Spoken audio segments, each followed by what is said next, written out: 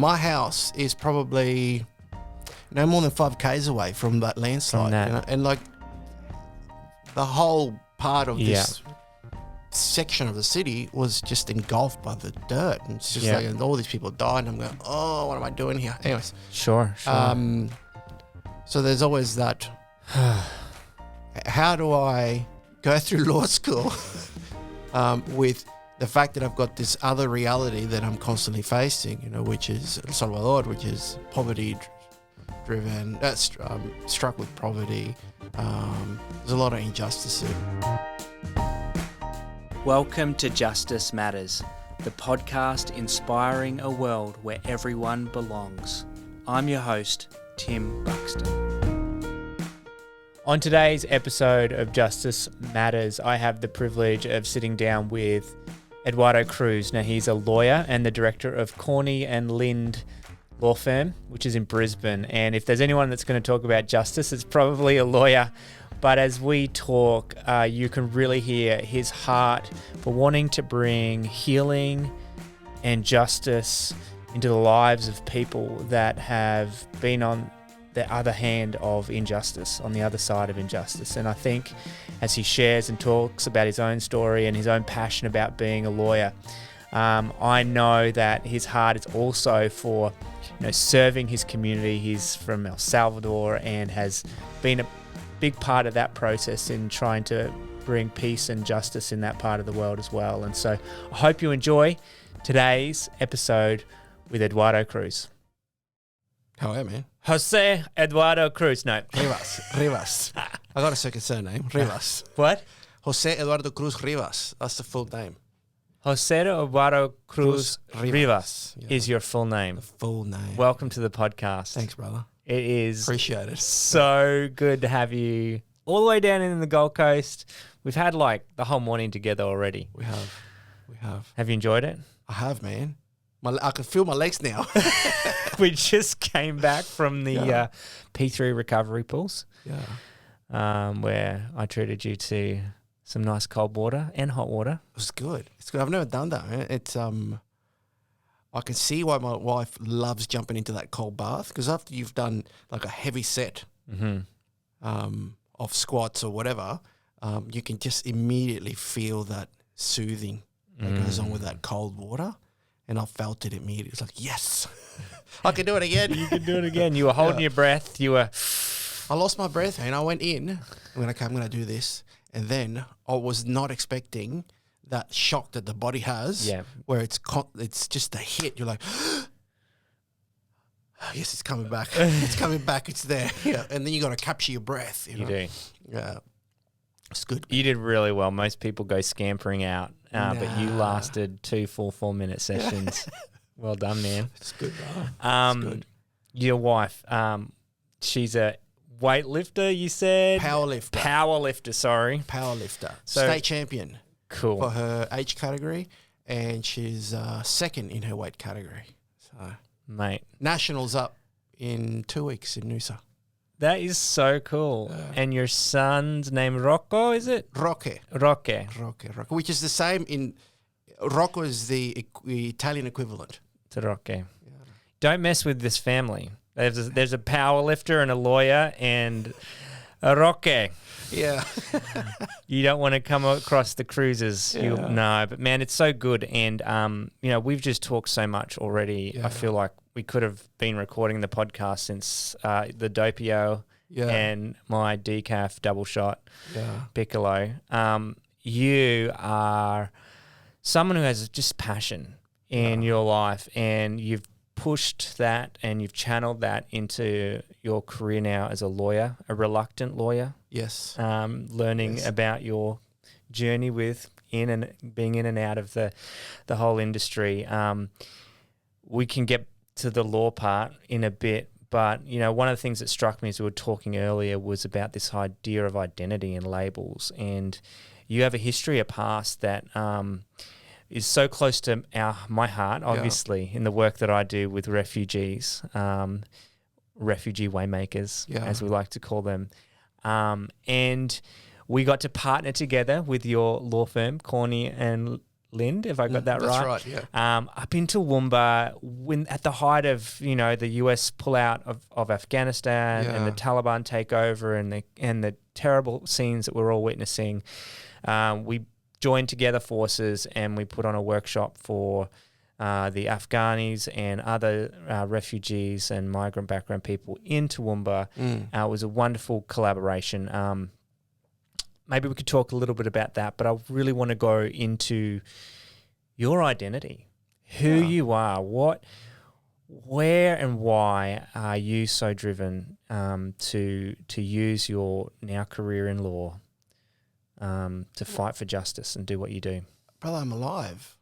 I get to wake up every day, and all I have to worry about is I put my pants on, I put my clothes on, I show up. That's it. That's all I got to worry about. Is and I've taken that opportunity because from my background, where I was born in Salvador, right? And we came to Australia as refugees, right? Unbeknown to me, I had no idea this is what we were. Really? Right? And I only found this out as I started to talk to more to Sudanese people, Afghans, learning about their stories, and I started seeing little things that we used to experience and we went through as newly arrived migrants.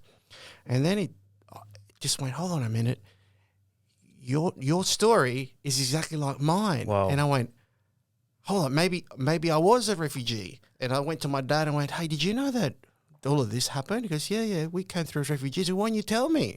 Because gosh. I didn't think we needed to talk to you about that stuff. We just had to get on with life, And I was telling you earlier that when we left El Salvador and we went to Los Angeles in the transit to Brisbane, there was a gentleman that picked us up, met us at the airport, had a blue vest. Wow. And as I reflect on it, I go, blue vest, that's the UNHCR, man. You're like, wow. And then as we've renewed our when we got our first Australian passports, there it is, humanitarian visas, and I'm like, this is part of my journey, which I never even knew it was my journey, right? Wow. Until I went. So when did you discover that? When did you ask your dad? 2008. Oh my! I'd been in the country for nearly 20 years. Wow! And I just went on with life, And you were like, what, 9 years old when you... I was 9 when I came here. Wow. Spoke zero English. Zero English. Zero, nothing. The only thing I knew was I don't speak English. it was like, hey, if anyone talks to you, say, I don't speak English, right? But so that I found that out, and then oh, wow. As I grew up as a person, right? Not necessarily within the career, but as I grew up as a person, I went, hey, I've got an opportunity here. Yeah. I've come out of a civil war. Mm-hmm.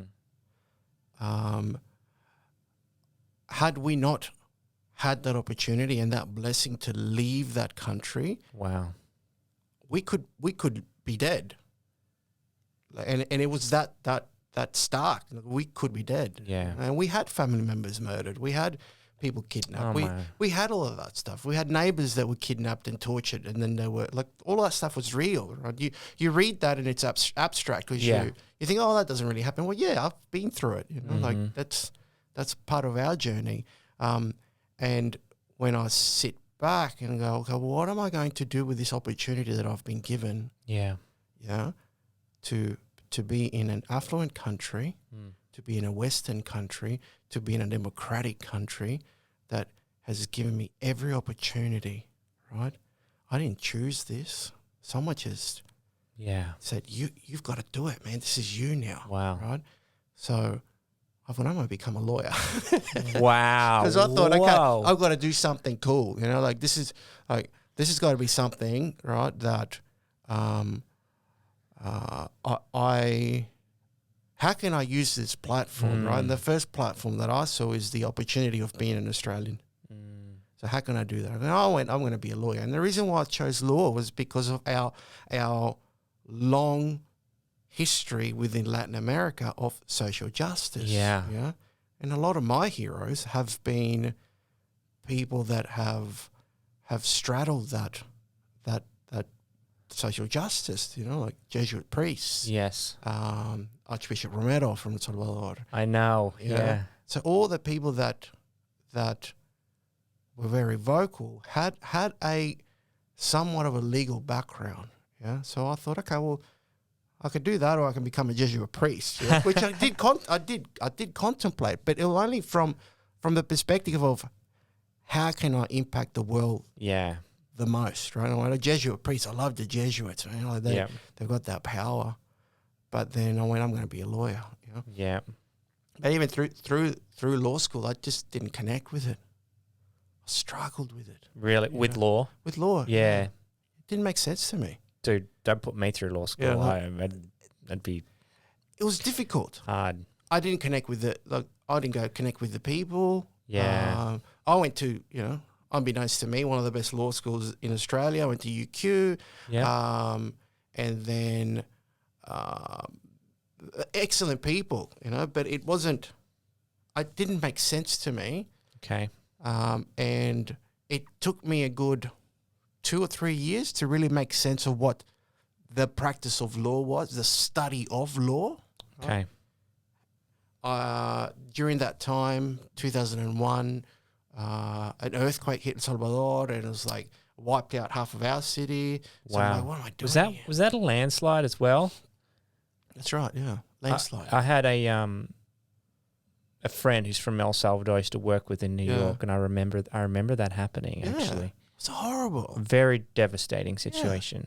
The whole, just imagine. That was your town that got. That was my city, man. Like I literally. Wow. My house is probably no more than 5 k's away from that landslide. From that. And like the whole part of this section of the city was just engulfed by the dirt, and it's just like, and all these people died, and I'm going, oh, what am I doing here? Anyways. Sure. So there's always that. How do I go through law school with the fact that I've got this other reality that I'm constantly facing, which is El Salvador, which is poverty-driven, struck with poverty. There's a lot of injustices. Right? You talk about that. I think of a lot of the struggles that refugees have when they settle here. People think, wow, you should be grateful, you're here. But what they don't realize is there's a lot of guilt that they carry because they got out. That's and they're constantly in contact with family members that are still in refugee camps, or family members that want to get out but are waiting on a 5-year visa application that's still not being approved, or they're constantly feeling guilty for what they have, but yet watching the news as once again, bombs go off in Afrin and the city that they're from being taken over, and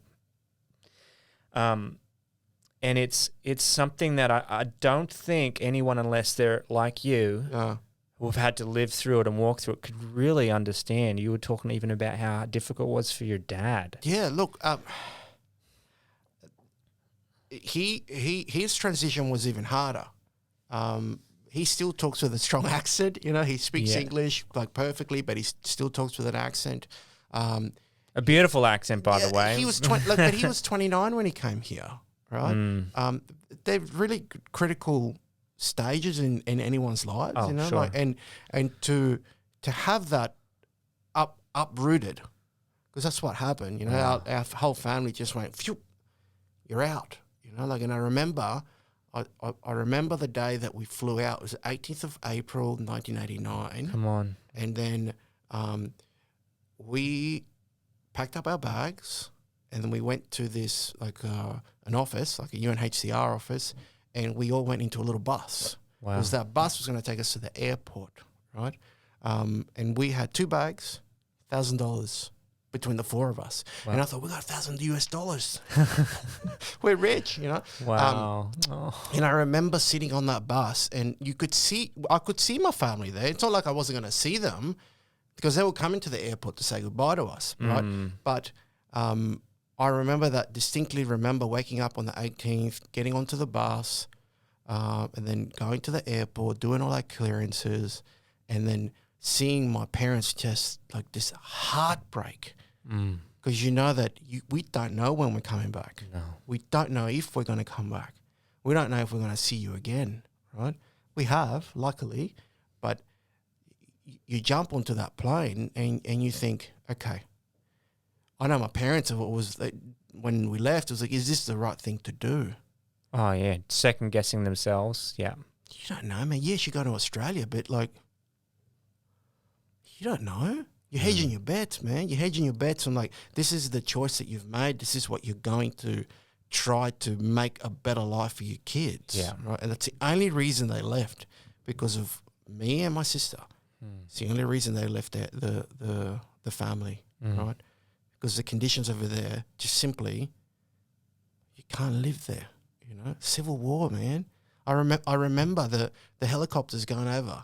I remember the flares that the army would like shoot, like, because there might be guerrillas through the mountains, right? And we used to live at the bottom of a volcano, like in a city, but El Salvador's got volcanoes everywhere. Yeah, yeah. And we would have a battalion, 100 strong going up, you know. It's insane, you know. So that's the history that's in me. That's the legacy that I have in me. Yeah. So I reflect, and then I'm going through law school. I'm going, what can I do with this? Yeah. And I've struggled with it Really? constantly. What's been the biggest struggle? Acceptance, man. Yeah. Accepting that I'm supposed to be here. You know? Accepting that if I didn't choose to be here, I got put here. But if we're going to, if you're a believer, Yeah. right, you are where you're supposed to be. Yeah. And the Spirit will take you where you're needed.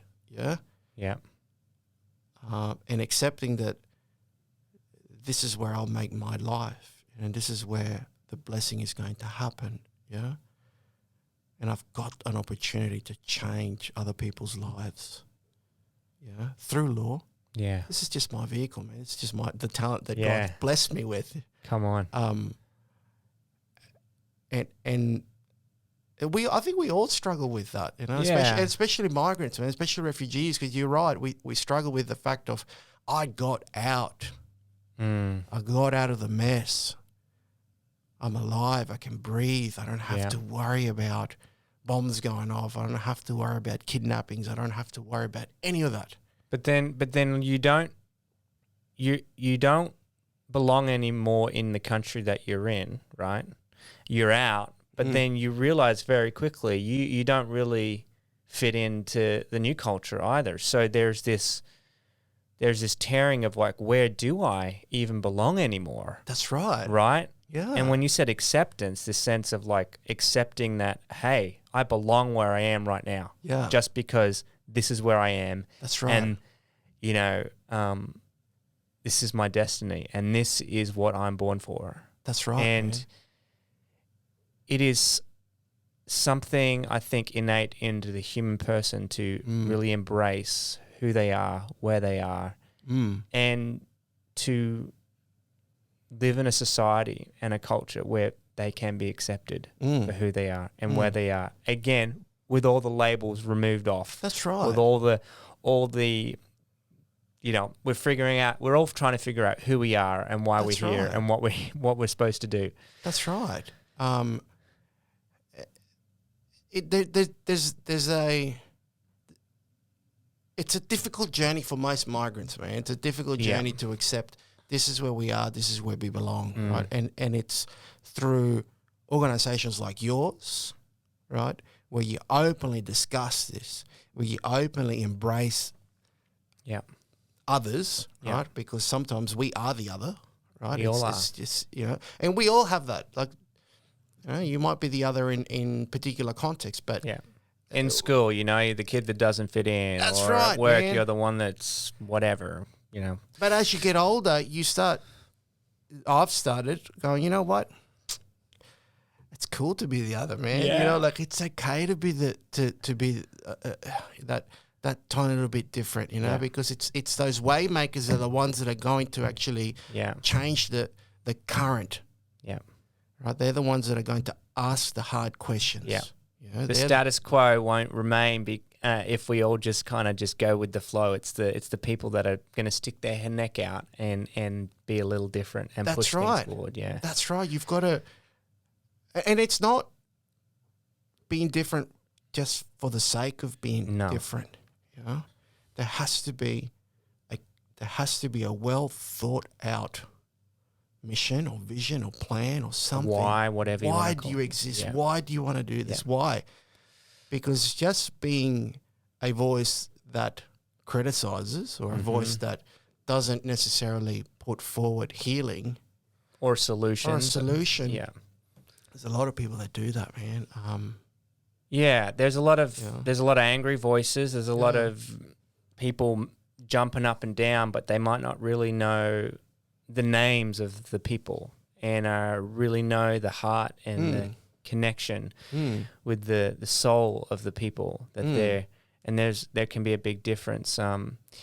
We were talking about this a bit earlier about this ability to shift quickly from this mentality of I've got this opportunity,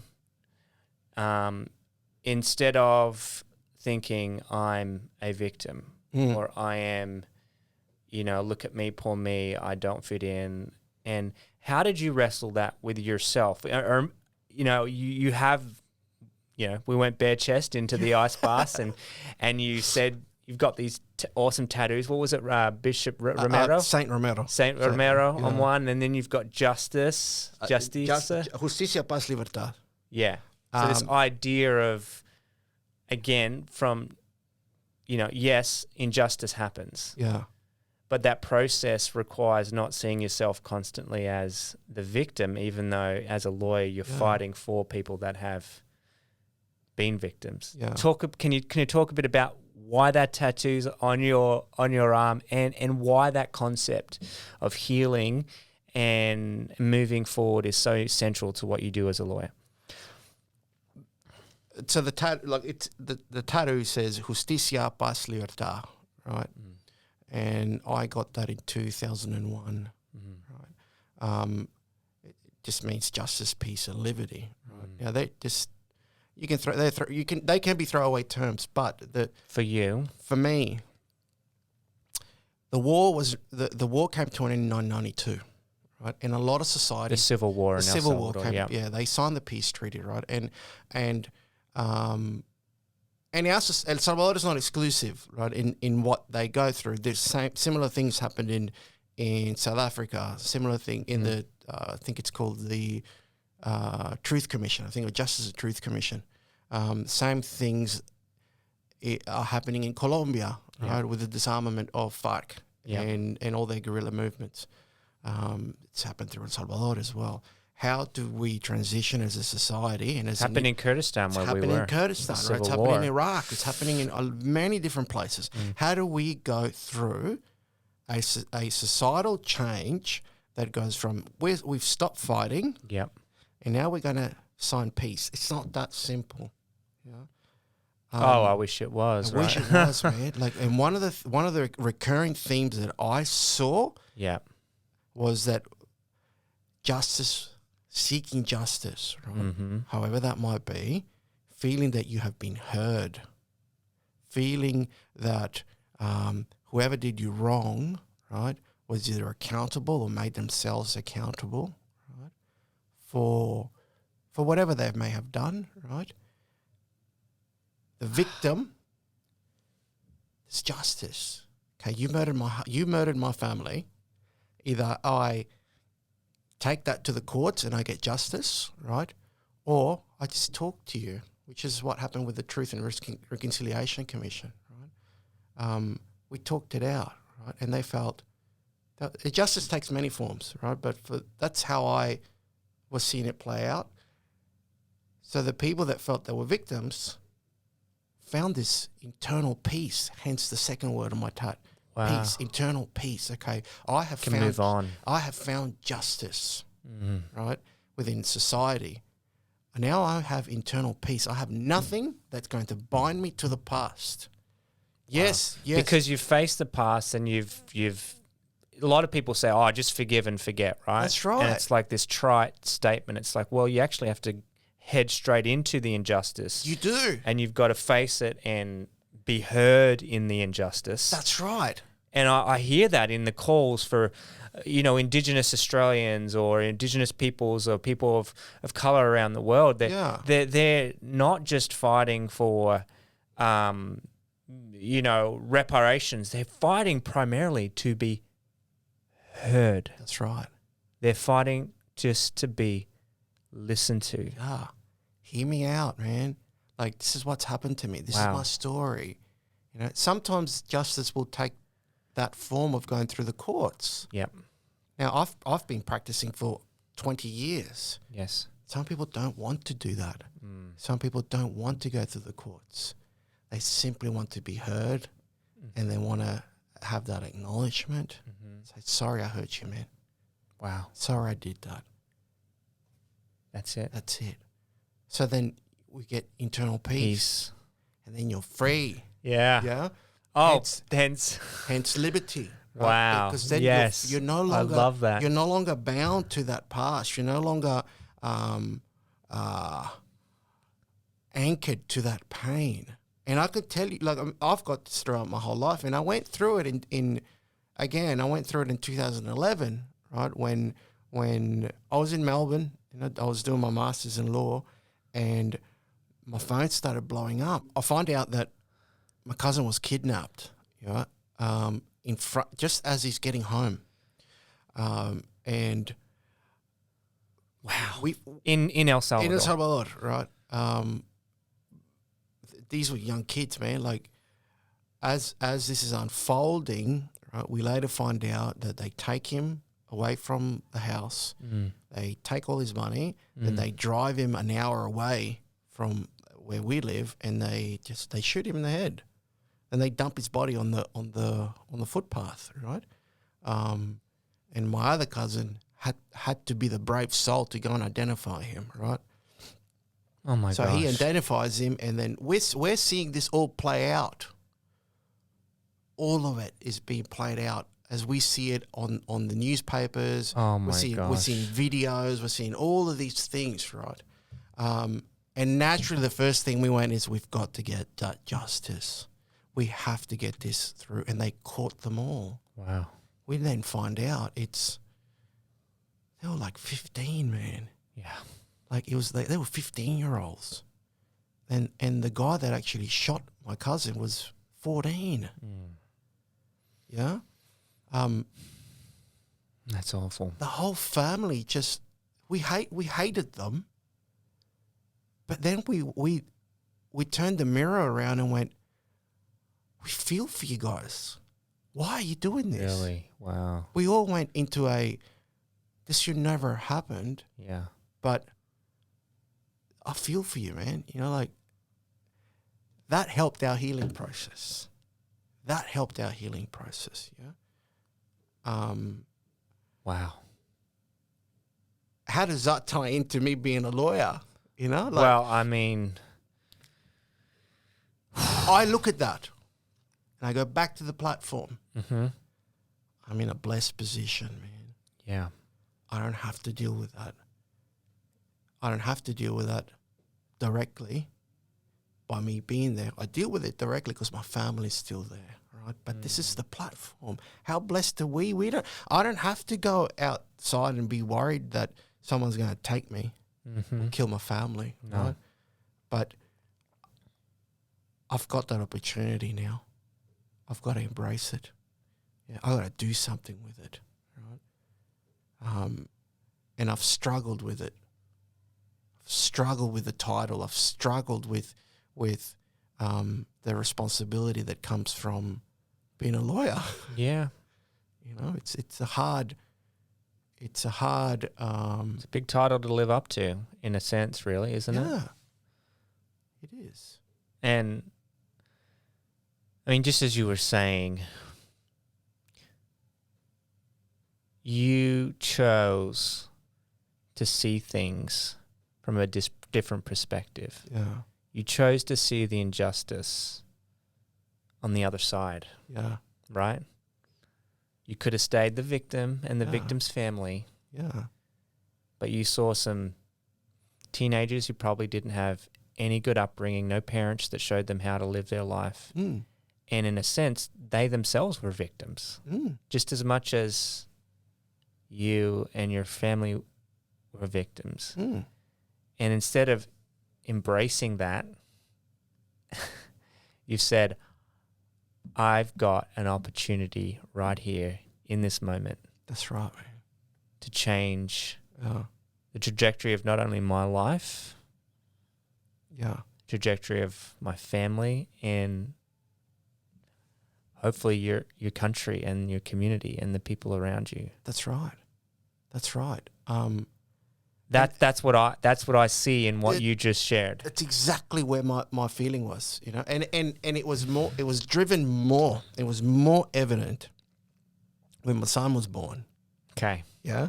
Oh. That's when things become real. Oh, you yeah. know, like, tell me about it. I look at him, and I've had moments where I've broken down, you know, and I'm looking at him going, you never have to leave, man.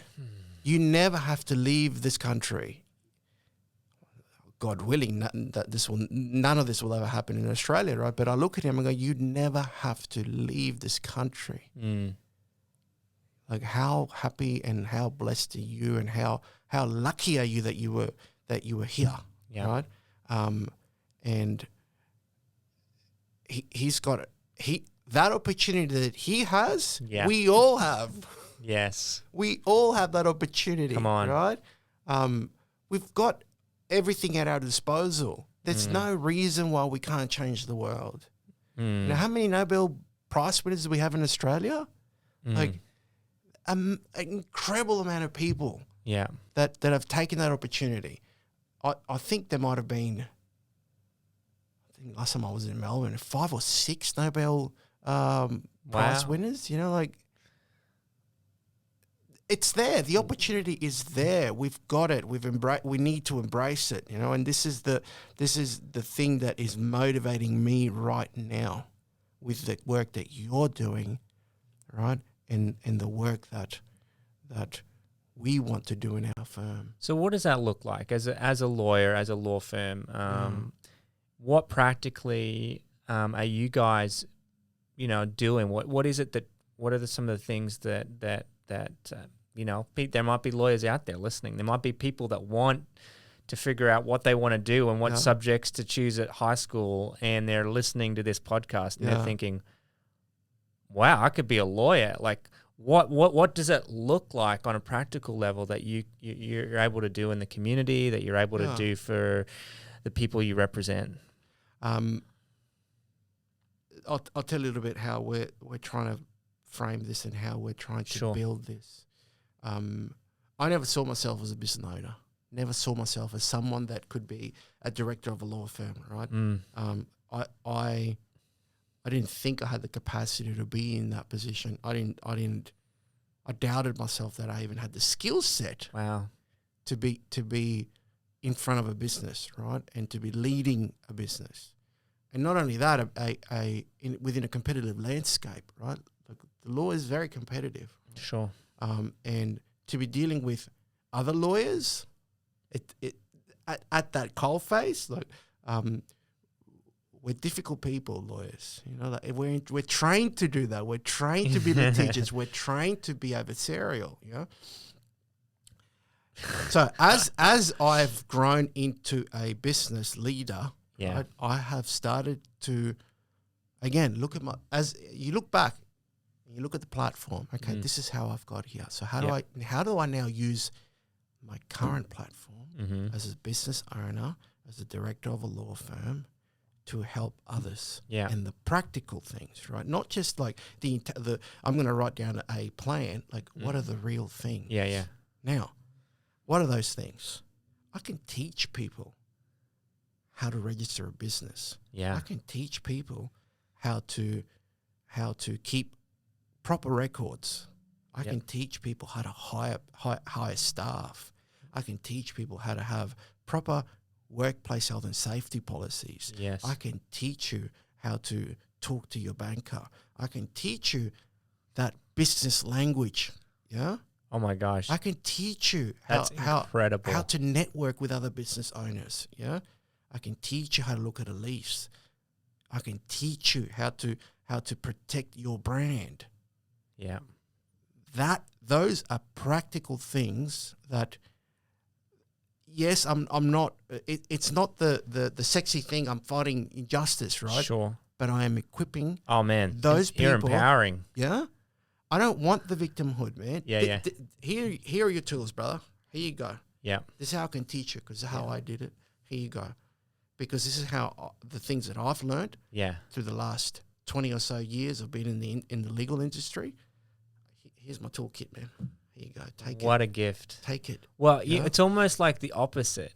Like of what people want to do. Like, I don't want to teach you how to do what you could pay me to do for you. Yeah. I'd much rather you just employ me to do stuff for you and charge you, a lot of money. But you're saying, not only do I want to represent and serve people, absolutely, and it's the best of my ability, where they don't have the ability to navigate the law system and the court system, but here you are saying, I want to actually look for those that are vulnerable in the community. That's and right. I want to equip and teach you so that you don't have to, you can learn for yourself. It's absolutely. Like that give a man a fish kind of motto. That's it, man. Or you could teach him how to fish. That's it. I love That's that. It.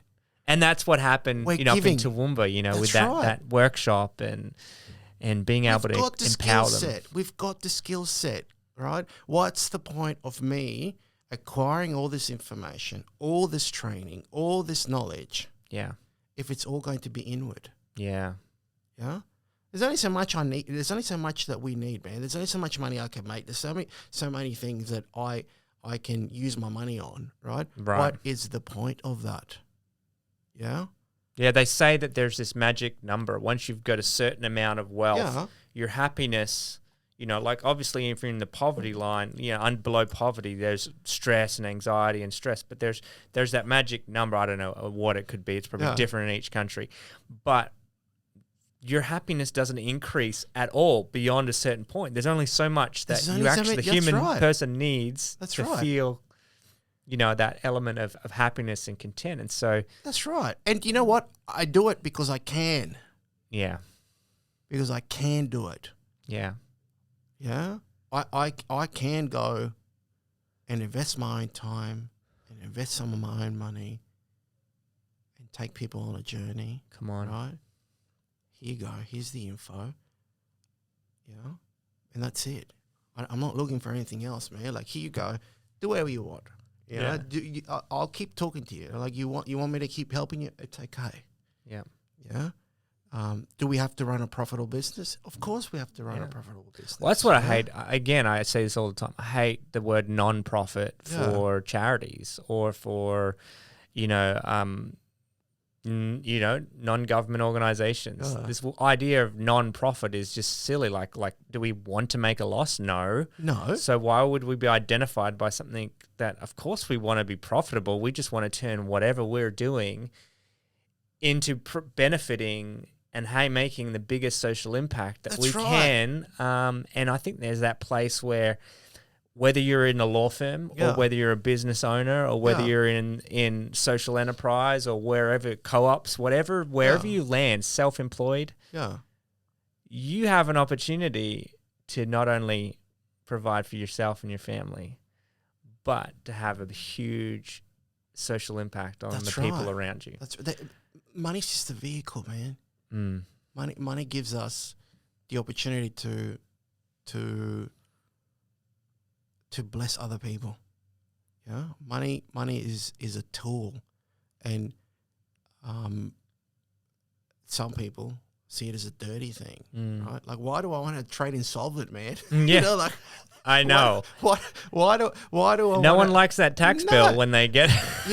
Why do I want to owe money to the tax man? Like, why do I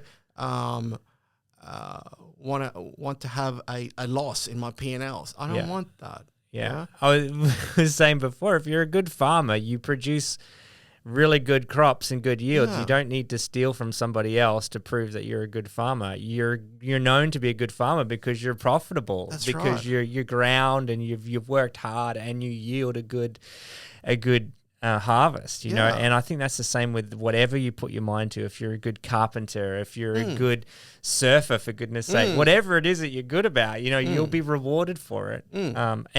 If you live in a just society.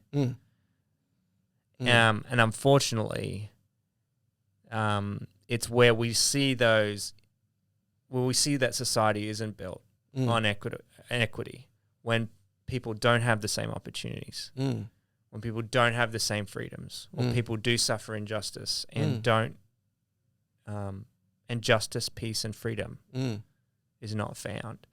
Can you think of a story, or is there any particular, you know, obviously you might need to protect, you know, names and identities, but is there any case or example that for you is just like, nah, this is why I do what I do. This is the reason why I know I'm a lawyer, I am a director of a law firm.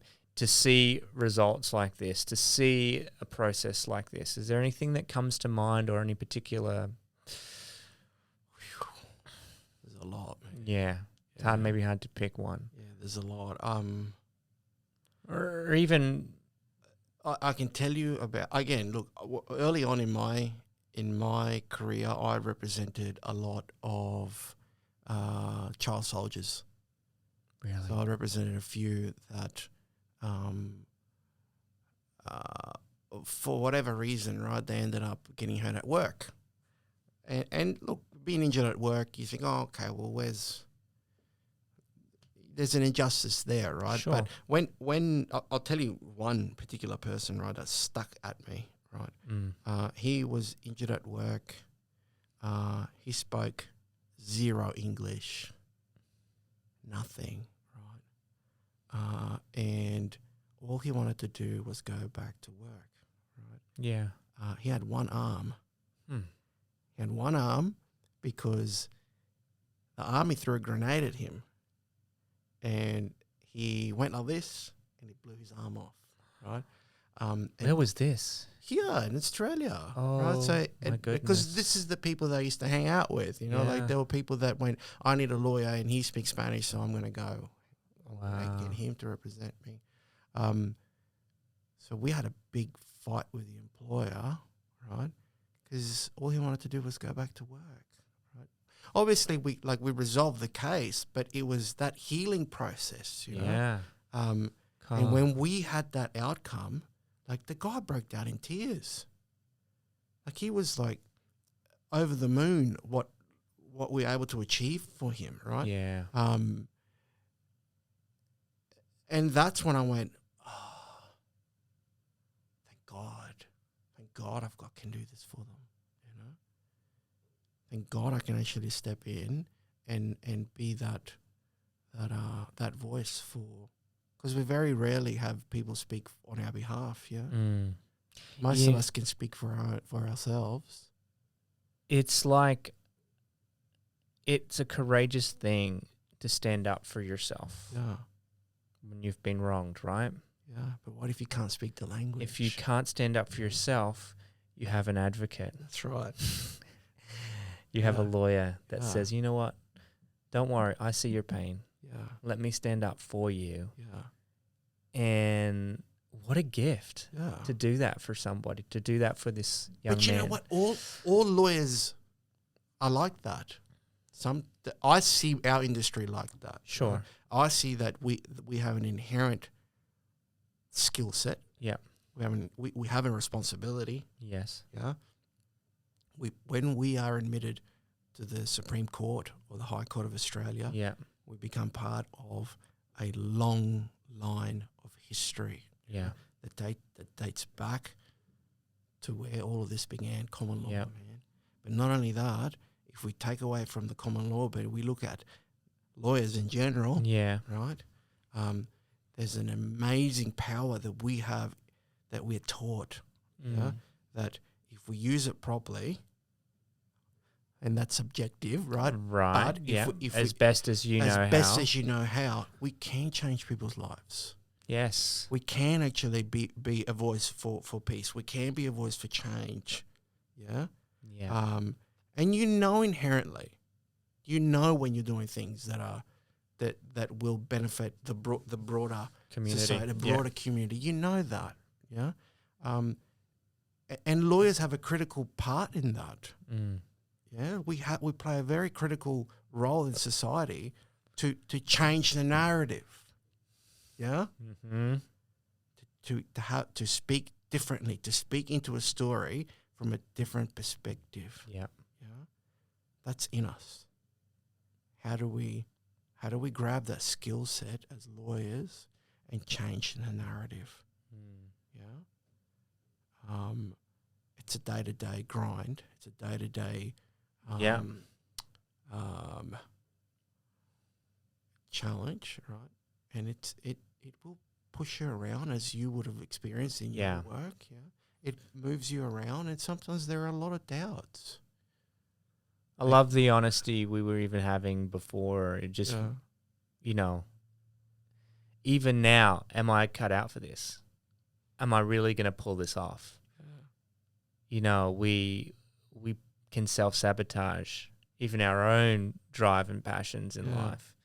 Life's hard. Yeah. One of the things I want to teach my kids is they just had their award ceremony at school, right? Yeah. But you don't always get an award. Yeah. And sometimes you're not the one that gets recognized. Yeah. And sometimes bad things happen to good people, and good things happen to bad people. Yeah. And,